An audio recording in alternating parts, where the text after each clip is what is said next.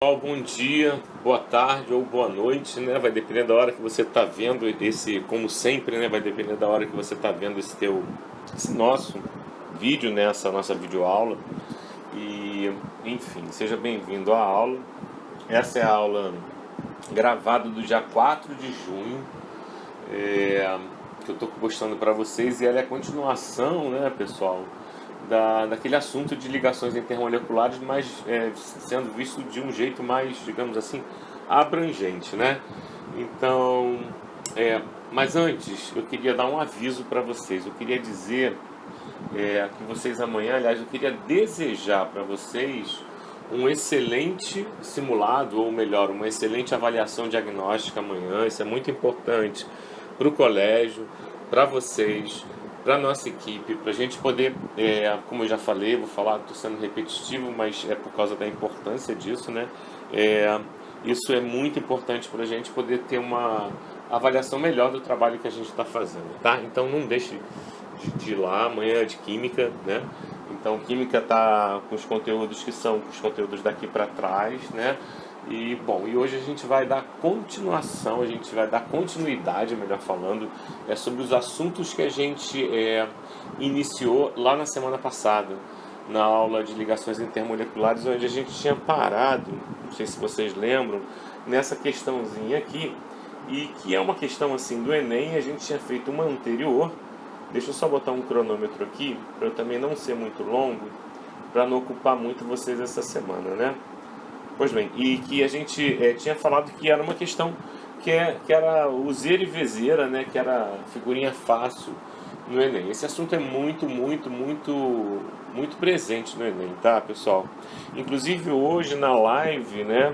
Eu já tinha também colocado duas questões do Enem, falando sobre polaridade, né? Falando sobre ligações intermoleculares, como é que funciona. Então a gente vai bater bastante nesse assunto, tá? Preciso que vocês postem as dúvidas de vocês, os comentários, os pedidos, tá? Para eu poder montar a aula, de preferência com uma antecedência legal, para eu poder montar uma aula legal para vocês, tá? Porque isso é para a gente fazer, dar maior trabalho, a gente tem que montar as sequências, enfim, então não dá para fazer de uma hora para outra, senão eu vou ter que ir resolvendo o quadro, aquele quadrinho pequenininho que tem aqui, né? Mas então, essa tela aqui foi a última tela que a gente parou, então a partir daqui a gente vai continuar, e a gente continua a proposta, né, de continuação desse assunto, fazendo uma pergunta para vocês, assim, como podemos, né, pessoal, prever a polaridade de uma molécula, né? Então, eu criei, para a gente poder entender, uma escala de polaridade, ok? Essa escala, ela vem lá da esquerda, das moléculas que são totalmente apolares, até a direita, né? Direita aqui, ó, esse pedacinho aqui, com as moléculas que têm uma polaridade muito elevada, ok? E a gente vai criar uma escala onde as moléculas vão estar situadas aí em posicionamentos que vão ocorrer ao longo dessa escala, ok? Bom, só para a gente poder deixar isso mais claro, eu vou dividir essa escala em 3 regiões, ok? Que são as regiões assim, daqueles caras que são muito pouco polares, praticamente apolares, aqueles caras que são muito polares e aqueles caras que ficam ali basicamente no meio, né? Então, quem são as substâncias que têm uma polaridade muito baixa, né? E aí, gente, eu vou falar tanto de substância orgânica quanto de inorgânica, ok? A gente vai fazer um grande, digamos assim, aglomerado a gente vai encaixar todas as substâncias, sejam elas orgânicas ou inorgânicas, então vai fazer aqui um mutirão dentro dessa escala aqui, tá bom? Então, assim, eu acho que é interessante porque a gente vai culminar tudo que a gente vem estudando lá desde o primeiro ano, né? Aqui, em relação à polaridade, obviamente, né? Aqui nessa escala que eu estou criando com vocês, tá bom? Então, as primeiras substâncias que eu vou colocar aqui, que eu penso, quando eu penso em moléculas que são totalmente apolares, são as substâncias simples, né? Substâncias simples são aquelas formadas por apenas um tipo de elemento químico, hidrogênio, oxigênio, nitrogênio, e assim vai, né? Bom, além disso, quando o Mazei conversou com vocês lá de geometria molecular, né? Assim, do básico, né, galera? Ele viu também com vocês que algumas geometrias, né, teriam um arranjo espacial que fariam com que o somatório vetorial, né, das forças que agem na molécula, que estariam agindo dentro da molécula, esse somatório vetorial seria igual a zero, né? Essa resultante vetorial seria igual a zero. No caso, seriam as moléculas do tipo AX2 planares. Eu botei um exemplo, o CO2. O CO2 é uma molécula do tipo AX2 planar. AX3 trigonal plana ou trigonal planar. Aí eu botei dois exemplos aí, o BH3 ou o SO3, mas existem outros, tá? E AX4, que eu botei o CH4 e o SiH4, ok? Essas moléculas aí, elas têm geometria que permite o somatório vetorial ser igual a zero. E aí, quando o somatório vetorial é igual a zero, você acaba não tendo polos na molécula, então a gente diz que a molécula é apolar, tá bom? Beleza? Bom, não sei se você percebeu, mas o CH4 é um hidrocarboneto. E quando você tem hidrocarbonetos maiores, você acaba repetindo essa unidade básica de CH4. Por isso que todos os hidrocarbonetos são considerados apolares, tá? Eles são praticamente todos apolares. E as moléculas simétricas, né? Porque molécula simétrica, quando a gente fala de molécula simétrica, a gente está falando de molécula que vai ter um somatório vetorial igual a zero. Se ela é simétrica, os vetores vão ter uma simetria de forma tal que consigam se anular completamente, ok? Então, enfim, a gente não teria essas, digamos assim, essa listagem de substâncias que seriam o ápice, né, das substâncias apolares. Pois bem, bom. Agora vamos pensar lá do outro lado, né? Moléculas com polaridade elevada, né? Moléculas com polaridade elevada, elas partem do princípio, né, que você tem a maior diferença de eletronegatividade possível, ok? Porque quando isso acontece, você tem uma polarização máxima, que em outras palavras a gente está dizendo que você tem a formação de um polo mais intenso. Então a água, NH3 e HF, são as substâncias inorgânicas mais polares conhecidas, né? Ou pelo menos de uma forma mais geral, né? São moléculas pequenas e muito polares, né? E por quê? Porque você tem o hidrogênio, né, que é o menor elemento, quer dizer, o hélio é o menor, mas o hélio não faz esse tipo de ligação, né? Mas o hidrogênio é um dos elementos, um dos menores elementos que a gente tem, né, na tabela periódica, e está se ligando aí com 3 átomos, né, que são pertencentes aos 3 elementos mais eletronegativos. Então você tem uma maior diferença aí possível, então você tem uma maior intensidade de polo, tá certo? Bom, além desses caras aqui, eu posso dizer que moléculas orgânicas com elevada polaridade serão ácidos, pode até não ser, tá, gente? Mas esses caras aí que vão direcionar, ok? A gente, em determinadas interpretações, para a gente poder ir lá e, digamos assim, destacar as substâncias que são mais polares, que têm polaridade elevada. Então, ácido carboxílico, álcool, fenol, algumas aminas e amidas, né? Tá faltando um Szinho aqui no algumas, né? Pois bem, pessoal, por que isso? Não sei se você percebeu, mas essas funções orgânicas que eu citei para você aqui, tá vendo? Ácido carboxílico, álcool, fenol, algumas aminas e amidas, são substâncias orgânicas que têm ligação NH e OH. E é justamente isso aí, o agrupamento NH e OH, que vai dar a polaridade, né, que vai caracterizar a molécula orgânica como uma molécula de maior polaridade, ok? Bom, e quem é que vai ficar aqui na meiuca, né, nesse ponto intermediário, né, entre aquilo que é muito apolar e aquilo que é muito polar? Bom, e quem vai ficar aqui no meio, né, pessoal, são aquelas moléculas que, obviamente, não são, né, nem moléculas totalmente apolares e nem moléculas também com uma polaridade elevadíssima, né? A gente pode ter uma boa análise se a gente considerar, por exclusão, quais são as moléculas que vão ficar aqui no meio. Então, tudo aquilo, né, que não estiver aqui do lado esquerdo e também não estiver do lado aqui direito, né, vai ser bem encaixado aqui no meio. Então, e pessoal, exatamente o que eu quero dizer com isso, né? O que eu quero dizer com isso é que as substâncias que vão se encaixar aí no meio dessa escala são as substâncias restantes, que não são aquelas que estão presentes nas duas extremidades, tanto a extremidade da direita quanto a extremidade da esquerda, que são os extremos de polaridade e apolaridade, né? Quem são essas moléculas restantes? E aí a gente vai fazer um raciocínio por exclusão, tá bom? Seguinte, moléculas do tipo AX2, bem como as moléculas do tipo AX2, aqui da extremidade esquerda, né, da extremidade apolar, essas moléculas do tipo AX2 também vão estar presentes aqui no meio dessa escala, mas com uma diferença. A molécula AX2 que vai estar aqui no meio da escala é uma molécula que terá uma geometria angular, né? Enquanto que a molécula do tipo AX2, que está na extrema esquerda dessa escala, é uma molécula com a geometria planar. Você viu na sua revisão lá de geometria molecular, que é um assunto importante, que cai, não tanto quanto isomeria, mas é um assunto bastante importante.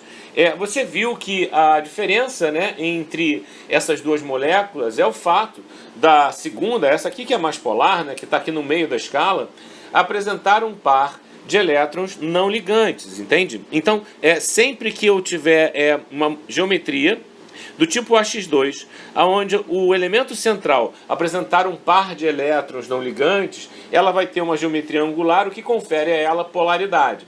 E isso também tem a ver, pessoal, isso está conectado com o posicionamento do A, que é o elemento central dessa molécula, né? Ele fica no meio, onde os outros átomos ficam de forma periférica, né? Surrounded, né? Esse elemento aí, esse elemento central que a gente chama, né? Ele está rodeado pelos átomos periféricos.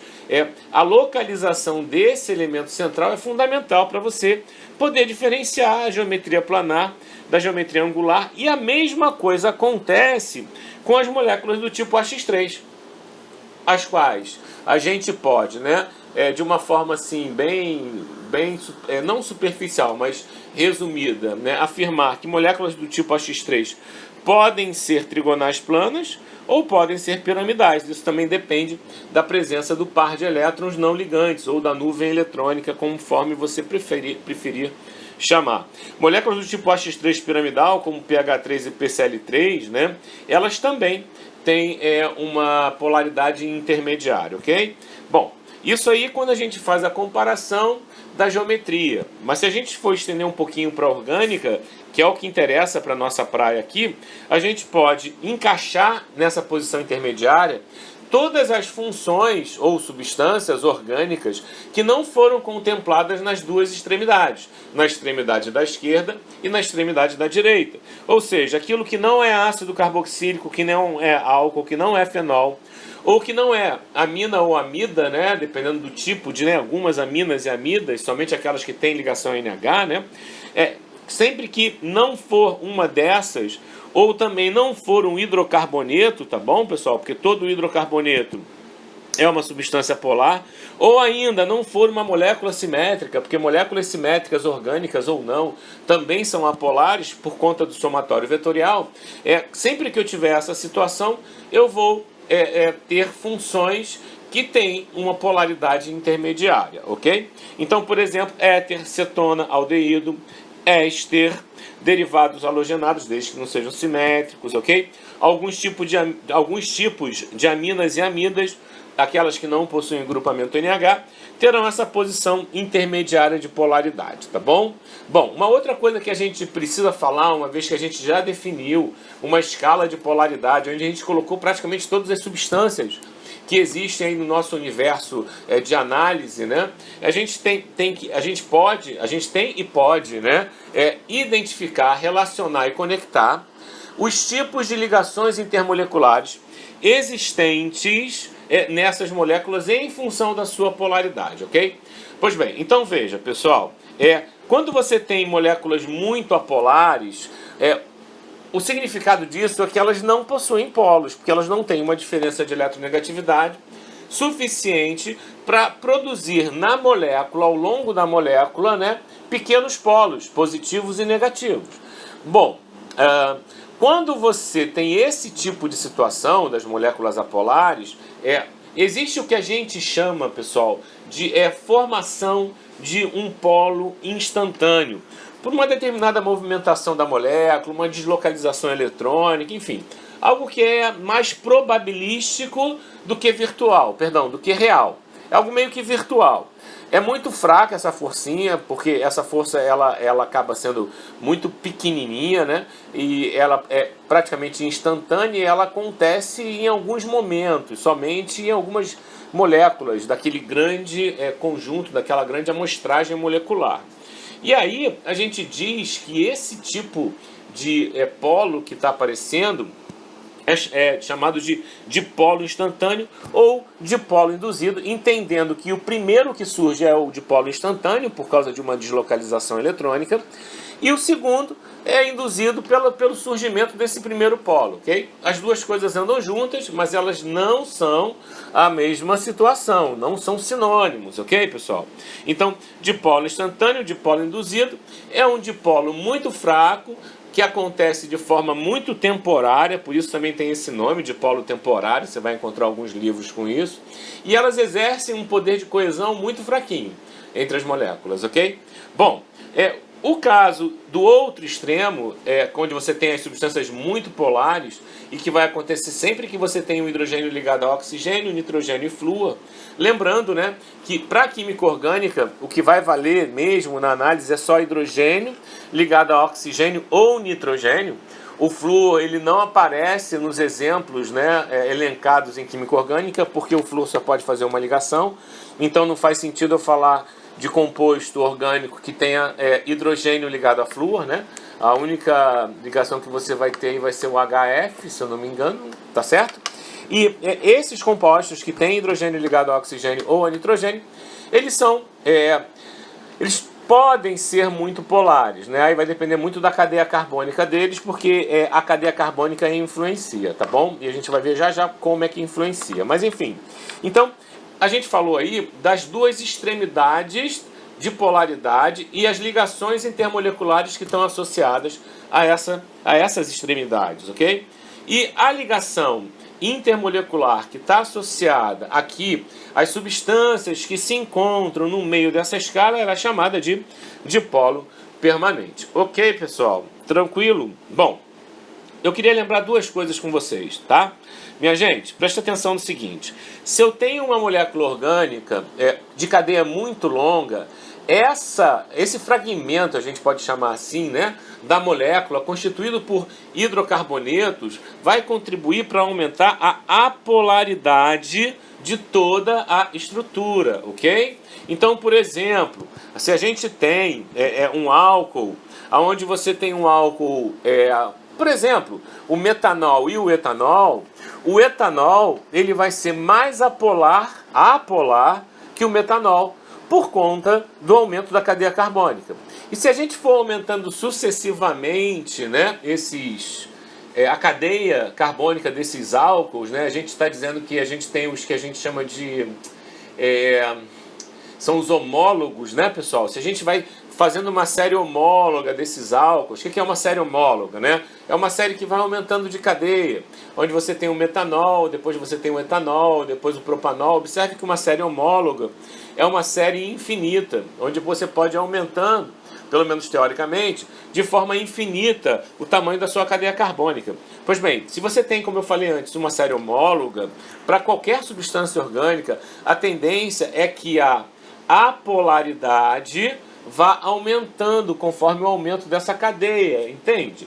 Por quê? Porque você vai ter um aumento da cadeia carbônica, você vai ter a inserção de mais carbonos aí, o que contribui para aumentar a apolaridade, beleza, pessoal? E assim, por outro lado, se você tiver grupamentos característicos dessas funções mais polares, como ácido carboxílico, álcool, fenol, pontinho, pontinho, pontinho, você vai contribuindo, obviamente, para aumentar a polaridade, tá certo?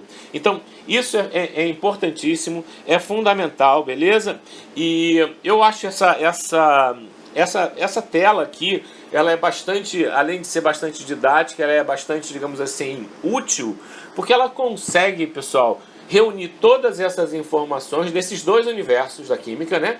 Que é o universo da inorgânica com o universo da orgânica, e faz com que elas se comuniquem entre si, que elas dialoguem entre si, ok? E é isso, tá bom? Queria mostrar isso para vocês, vamos que vamos pular a tela que eu vou mostrar mais alguns exemplos para vocês aqui, tá bom? Vamos lá. Ah, sim. Antes de mostrar os exemplos, eu vou falar uma coisa que já estava implícito no que a gente estava falando, né? É que essas situações elas vão contribuir para maior solubilidade em solventes polares, como a água. A água é muito utilizada nos exercícios, né? Ou para aumentar a solubilidade em solventes apolares, tais como hexano, gasolina, querosene, enfim, que são os caminhos, né, que se afastam em direção aos extremos, né? Ou ele é muito polar, ou ele é muito apolar, tá certo? Agora vamos lá para os exemplos. Vou falar um pouquinho para vocês. Os tipos de forças intermoleculares, como a gente já tinha falado, é dipolo induzido, dipolo instantâneo, dipolo permanente, né? Que a gente tem, às vezes o pessoal chama de dipolo, mas isso é um termo antigo. Aqui tem os exemplos e como funciona.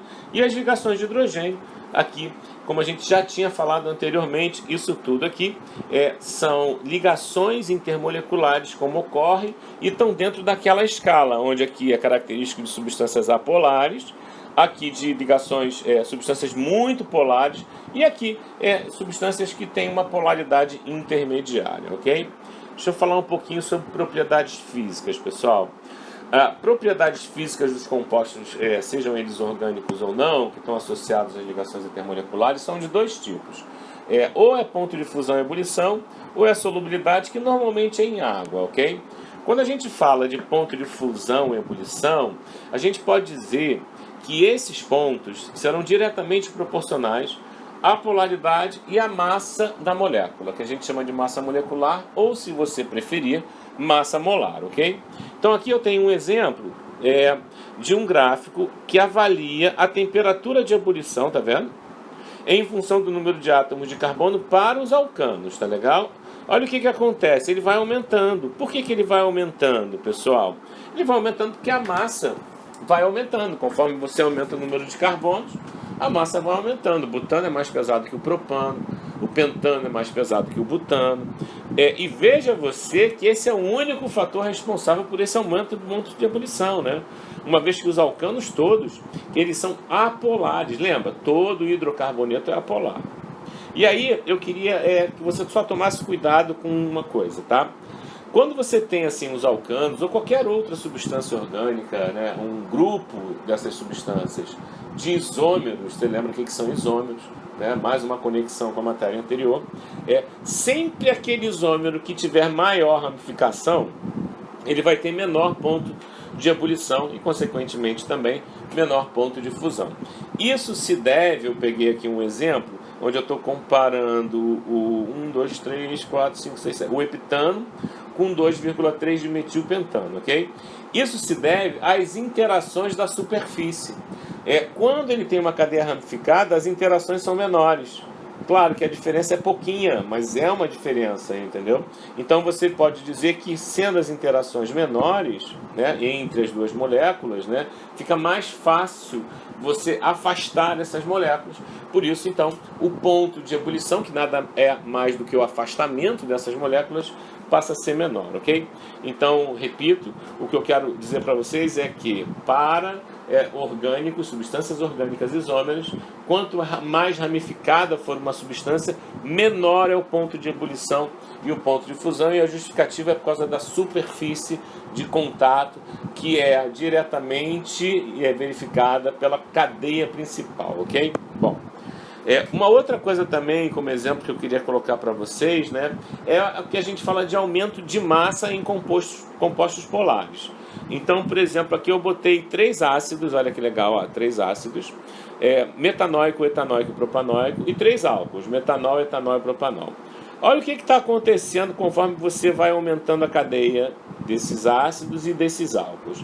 O ponto de ebulição nas condições ambientais vai aumentando também. Então a gente pode dizer que o ponto de ebulição aumenta de acordo com o aumento da massa também.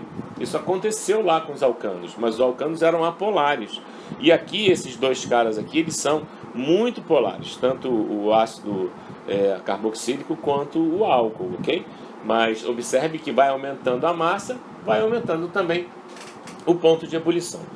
Uma outra coisa que eu queria que você observasse, né, é que se você compara um ácido com um álcool com o mesmo número de carbonos, no caso metanóico com o metanol, você vai perceber que o metanóico ele tem um maior ponto de ebulição. Por quê? Porque o metanóico, além de ter maior massa de molécula do que o metanol, ele também tem 2 átomos de oxigênio. E isso vai se estender para todos os outros ácidos e álcools subsequentes. Por exemplo, quando você compara o etanóico com o etanol. O que acontece? Os ácidos carboxílicos, eles formam o que a gente chama de ponte de hidrogênio dupla. É mais ou menos esse desenhozinho aqui, por conta de possuírem 2 átomos de oxigênio. Então, isso faz com que as moléculas tenham maior interação entre elas, dificultando sua mudança de estado físico, ok?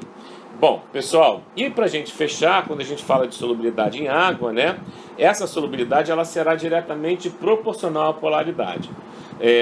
Observe que o aumento da cadeia, tá, pessoal, de uma estrutura, como a gente tinha falado anteriormente lá, sempre vai contribuir para a diminuição de solubilidade dessa substância em água. Então, só para você ter um exemplo, né? A maioria das substâncias orgânicas ela é insolúvel em água.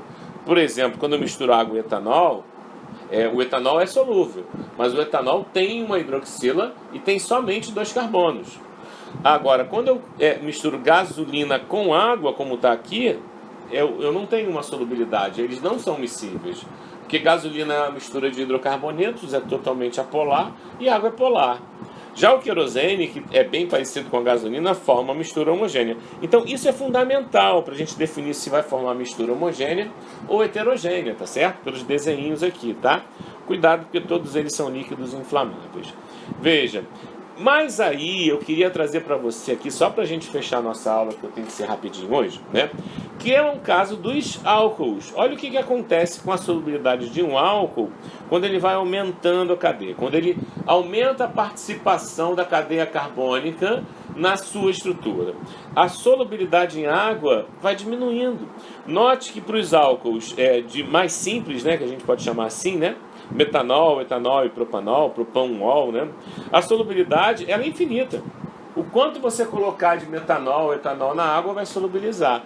Ela começa a ficar menor a partir de 4 carbonos. Isso é por quê, pessoal? Porque você aumentou a contribuição da cadeia carbônica na estrutura que a gente está analisando. Então, veja, isso aqui é para a gente começar a discutir. Eu vou falar um pouquinho mais sobre isso. Já vou colocar uma apostilinha para vocês essa semana, tá? Mas já dá pra gente uma porção de coisa pra gente começar a questionar, começar a perguntar, já dá subsídio pra gente pensar nas perguntas, tá certo?